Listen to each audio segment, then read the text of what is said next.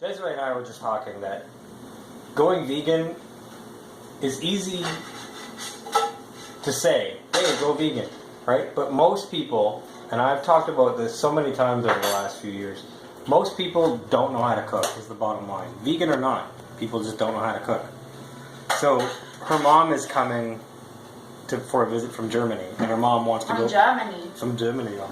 Her mom wants to go vegan with us while she stays with us. And it's a little known fact that Desiree and I we've turned like, I don't know, 4, 5, 6 people vegan, who are still vegan today. And it's because they see how we live, they see that we can cook our own food. Like, right over there, we got chickpeas soaking overnight, because I'm going to make some chana masala tonight. And, yeah, so those are soaked overnight. And you can eat those right now, but if you were to eat the actual ones before soaking them, they're rock hard. But most people, and I say it over and over again, most people in general don't know how to cook. Okay, so you tell most people in general who don't know how to cook to go vegan, good luck. They're not going to know what to do, and you're not going to know how to guide them. So, like, Desiree knows how to cook, and she knew how to cook before she went vegan. I had opened up 2 restaurants, and I knew how to cook before I went vegan, and then I went vegan.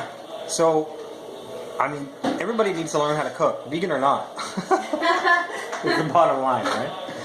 So I guess that's the message of the day. I guess that's why people are interested in recipes a lot. Like, we have like spice racks over here. We have like ingredients, and we make our own food.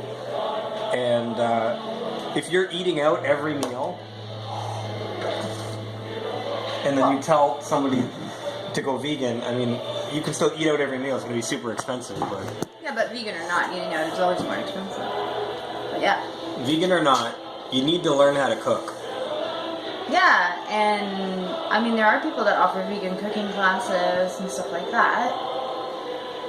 Even here in St. Catharines. But back to your mom for a minute. I mean, she's going to be vegan with us for a couple months, right? And then what's going to happen when she goes back home?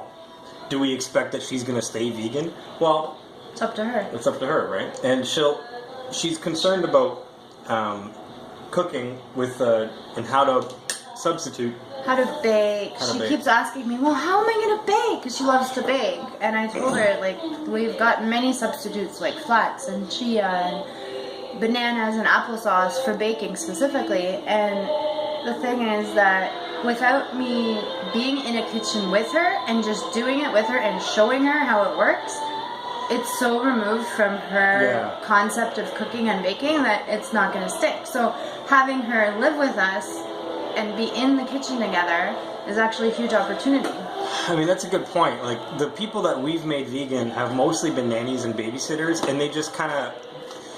it's almost like they're trained into it. They're trained how to cook because they cook with us. They see how the kids eat. They see how we eat. They see that we're not starving, emaciated vegans, and that we know how to cook every meal and desserts. And so they get trained into it. And then they start just like, oh, I can do this at home. I can do this myself. But I think giving somebody a recipe or a link online is sometimes, will they look at it? Will they not? It's like, sometimes it's not enough. Well, and will they know...